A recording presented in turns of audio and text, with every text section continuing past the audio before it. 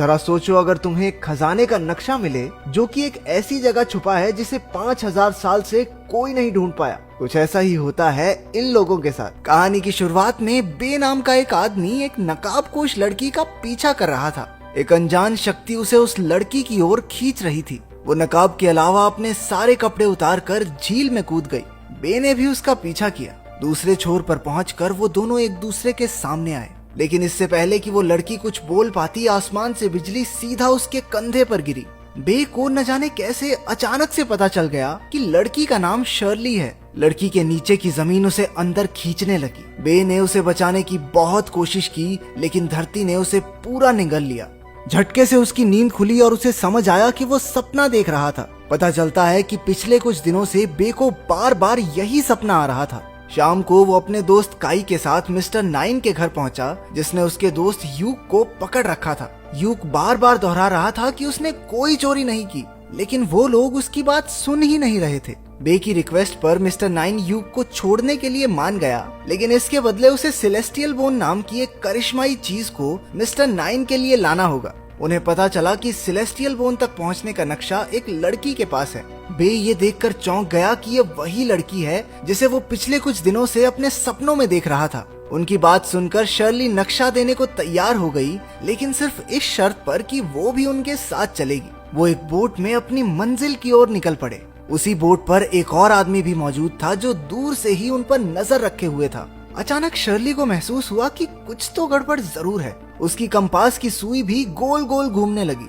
तभी उनकी बोट बहुत तेजी से हिली, मानो किसी बहुत बड़ी चीज से टक्कर हो गई हो। ये बात बहुत अजीब थी क्योंकि पानी बिल्कुल शांत था। बे ने सभी यात्रियों को उनकी सुरक्षा के लिए बोट के अंदर भेज दिया। अचानक उस विशालकाय दानव ने अपनी पूरी ताकत से जहाज पर हमला किया। वो जहाज के अगले भाग को तोड़ता हुआ डेक पर पहुंचा।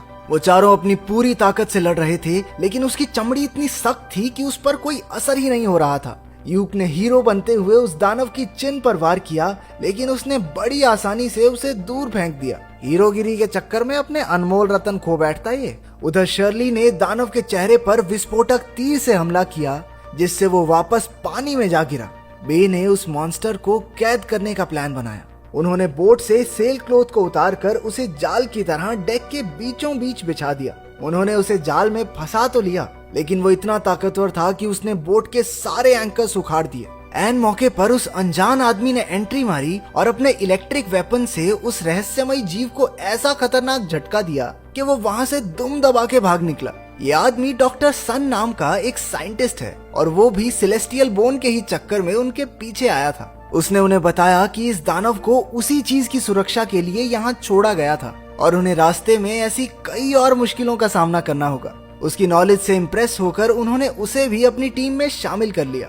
लेकिन तभी वहाँ मिस्टर 9 की बेटी लिन भी आ धमकी। दरअसल यूक और लिन का चक्कर चल रहा था। वो लिन से मिलने के लिए घर में घुसा और गार्ड्स ने उसे चोर समझ के दबोच लिया। रास्ते पर आगे बढ़ते हुए उन्हें पहाड़ की चोटी पर एक मंदिर मिला। मंदिर की जांच के दौरान बे ने एक हिडन स्विच दबाकर छुपा हुआ रास्ता खोल दिया, जिसका इस्तेमाल करके वो सब नीचे मौजूद एक बहुत बड़ी सुरंग में पहुंचे। थोड़ा चलने पर उनके सामने एक बंद दरवाजा आया, लेकिन बे ने अपनी जबरदस्त लॉक पिकिंग स्किल्स से दरवाजा खोल दिया। उस दरवाजे के पार सब कुछ दूर दूर तक बर्फ में ढका हुआ था।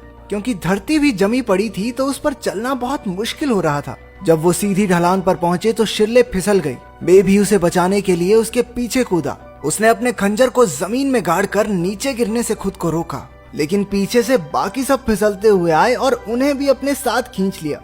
जब वो फिसलते हुए नीचे जा रहे थे तो बे ने देखा कि वो सब बर्फ के नुकीले टुकड़ों की ओर बढ़ रहे हैं। शर्ली ने अपने हुक को फेंककर खुद को रोकने की कोशिश की, लेकिन वो बर्फ के पिलर इतने ताकतवर नहीं थे।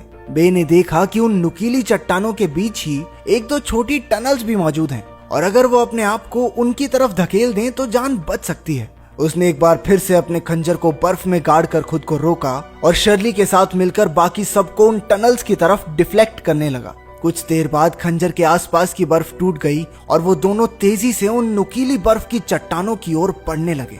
उसने शर्ली को बचाने के लिए उसे टनल की ओर धक्का दे दिया और खुद तेजी से मौत की तरफ बढ़ने लगा। ऐन मौके पर शर्ली ने अपने ग्रैपलिंग हुक को उसके बैग में फंसाकर उसे भी टनल में खींच लिया और उसकी जान बचाई। वो अब एक दूसरी गुफा में पहुंच गए थे जहां काफी अंधेरा था। लेकिन इस बार वो अकेले नहीं थे। जल्द ही उन्हें थोड़ी मिट्टी हटाने पर एक और दरवाजा दिखा। बे ने जल्दी से उसे खोलने की कोशिश की, लेकिन तभी उन सब ने देखा कि भेड़िए जैसे दिखने वाले जानवरों ने उन्हें हर तरफ से घेर लिया था। वो समझ चुके थे कि अब उनके पास लड़ने के अलावा कोई चारा नहीं। पर ये भेड़िए जैसे दैत्य इतने ज्यादा थे कि वो सब मिलकर भी उन्हें ज्यादा देर तक नहीं रोक पाएंगे। बे समझ गया कि उन्हें छत के रास्ते से ही निकलना होगा, वरना वो सभी इन भूखे भेड़ियों का खाना बन जाएंगे। उसने बाकी सबको वहां लटकी पेड़ की बेलों को पकड़कर ऊपर चढ़ने को कहा और खुद हाथ में मशाल लिए उन भेड़ियों को दूर हटाने लगा। लेकिन इससे पहले कि उनमें से कोई ऊपर पहुंच पाता, वो बेल टूट गई और सभी धड़ाम से नीचे गिरे। लेकिन इससे वो लकड़ियां जिससे उस छेद को ढका गया था, वो भी बेल के साथ नीचे गिर पड़ी और सूरज की रोशनी अंदर आने लगी। जल्द ही उन्हें पता चला कि ये भेड़िए रोशनी सहन नहीं कर सकते, क्योंकि सूरज की किरण के संपर्क में आते ही उनका शरीर जलने लगता है। शर्ले ने वहां पड़ी पेड़ की टहनियों को अपने हुक से बांधकर छत के रास्ते से बाहर निकलने का जुगाड़ किया। एक एक करके सब वहां से निकल गए, लेकिन जब बे की बारी आई तो सूरज बादलों में छिप गया।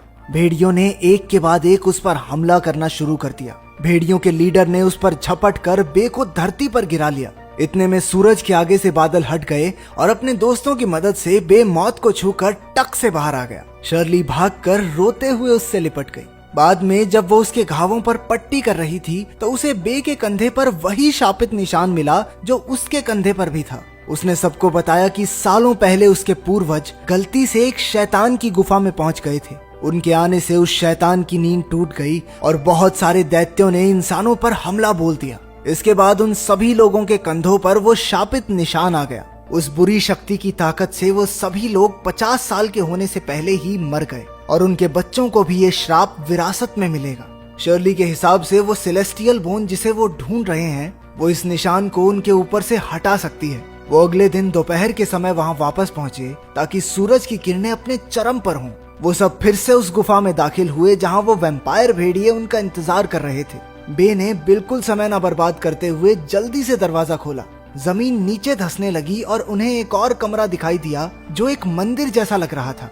बे ने वहां मौजूद एक मोमबत्ती को जलाया जिससे वो पूरी जगह जगमगा उठी। उसने हिसाब लगाया कि इस जगह को जरूर किसी पेट्रोल जैसे जल्दी आग पकड़ने वाले पदार्थ से ऊर्जा मिलती होगी। वो सब बड़े ध्यान से चल रहे थे, लेकिन तभी बे का पैर एक ट्रिगर पर पड़ा, जिसके बाद वो पूरा कमरा हिलने लगा। अचानक उनके ऊपर ढेर सारे तीर बरसने लगे। वो सब किसी तरह बचते बचाते आगे बढ़ ही रहे थे कि बे को आभास हुआ कि उन पर एक और अटैक होने वाला है।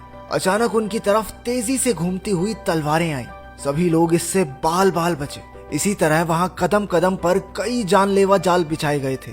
वो किसी तरह इस सब से बचते हुए हवा में तैरती उस सेलेस्टियल बोन तक पहुंचे। बे धीरे से उसकी ओर बढ़ा और उसे उठाकर अपने बैग में डाल लिया। लेकिन तभी शर्ली ने देखा कि बहुत सारी विशालकाय मकड़ियां उनकी ओर आ रही हैं। कुछ देर उनसे लड़ने के बाद बे समझ गया कि वो सिर्फ उस सेलेस्टियल बोन के पीछे हैं। उसने अपनी जान जोखिम में डालकर सभी मकड़ियों को अपने पास बुला लिया ताकि बाकी सब वहां से सही सलामत निकल सकें। शर्ली ने वहीं रुककर बे की मदद करने का फैसला लिया, जबकि बाकी सब ऊपर की तरफ गए। अपनी रफ्तार और शर्ली की मदद से बे भी दूसरी तरफ पहुंचने में कामयाब हुआ। पर इससे पहले कि वो वहां से भाग पाते, उन मकड़ियों ने अपने जाले से सीढ़ी चढ़ रही शर्ली को नीचे खींच लिया। बे उसे बचाने के लिए वापस लौटा और देखते ही देखते उनकी पूरी टीम एक साथ मिलकर उन खतरनाक मकड़ियों का सामना करने लगी। उन्होंने प्लान बनाया कि यूक पूरे कमरे में पेट्रोल छिड़केगा, जबकि बाकी सब इस दौरान इन मकड़ियों से बचने का जुगाड़ करेंगे। यूक उन सभी मकड़ियों से बचता बचाता अपने साथियों के पास पहुंचा। उसके अंदर आ जाने के बाद बे ने अपने लाइटर से पेट्रोल में आग लगा दी। आग बहुत तेजी से फैलने लगी और वहां मौजूद लगभग सारी मकड़ियां जलकर राख हो गई। लेकिन जल्द ही आग और धुएं की वजह से उन सब का दम घुटने लगा। अचानक शर्ली ने देखा कि उसकी कंपास ठीक वैसे ही घूम रही है जैसे वो बोट पर घूम रही थी। इससे उन्हें शक हुआ कि वो शायद नदी के बहुत करीब हैं। वो दीवार को तोड़ने की कोशिश करने लगे। दूसरी तरफ से वो दानव जिससे वो बोट पर लड़े थे, वो भी दीवार पर टक्कर मार रहा था। जल्द ही दीवार टूट गई और पानी तेजी से अंदर आने लगा। मौका मिलते ही सभी लोग वहां से बाहर की ओर भागे। बे ने देखा कि वो दानव उसका पीछा करते हुए उस तक पहुंचने ही वाला है, लेकिन खुशकिस्मती से वो मलबे के नीचे दब गया, जिससे बे और बाकी सबकी जान बच गई। हम देखते हैं कि आखिर में वो सब सही सलामत अपने घर की तरफ निकल पड़े। तो आज कमेंट्स में ये बताना कि तुम कैसी जिंदगी चाहते हो। रोमांचक पर थोड़े कम पैसे वाली या फिर पैसे अच्छे होने चाहिए, काम चाहे बोरिंग हो।